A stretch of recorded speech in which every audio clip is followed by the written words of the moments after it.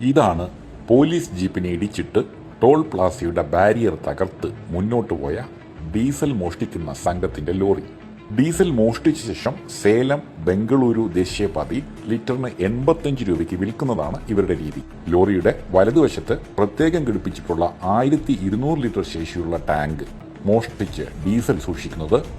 ഇത് പെട്ടെന്ന് തിരിച്ചറിയാതിരിക്കാൻ ഇരുമ്പ് പൈപ്പുകളുടെ ഫ്രെയിം ഉപയോഗിച്ച് ടാങ്ക് മറച്ചിട്ടുണ്ട്. ഇനി റോഡരികിൽ നിർത്തിയിട്ടിരിക്കുന്ന ലോറിയുടെ അരികിൽ ഇവർ വാഹനം നിർത്തും. അതിനുശേഷം ആയുധങ്ങൾ ഉപയോഗിച്ച് ഡീസൽ ടാങ്കിന്റെ പൂട്ട് തകർത്ത് ചെറിയ മോട്ടോർ ഉപയോഗിച്ച് പമ്പ് ചെയ്ത് ഡീസൽ മോഷ്ടിക്കുന്നതാണ് രീതി.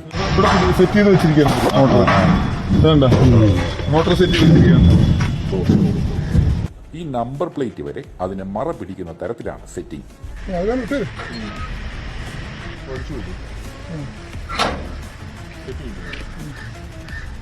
മോഷണം തടഞ്ഞാലോ ചോദ്യം ചെയ്താലോ ആക്രമിക്കാനും ഇവ ഉപയോഗിക്കാം. പ്രതികളുടെ തിരിച്ചറിയൽ പരേഡ് നടക്കാനുള്ളതുകൊണ്ട് തൽക്കാലം പ്രതികളെ കാണിക്കാനാവില്ല.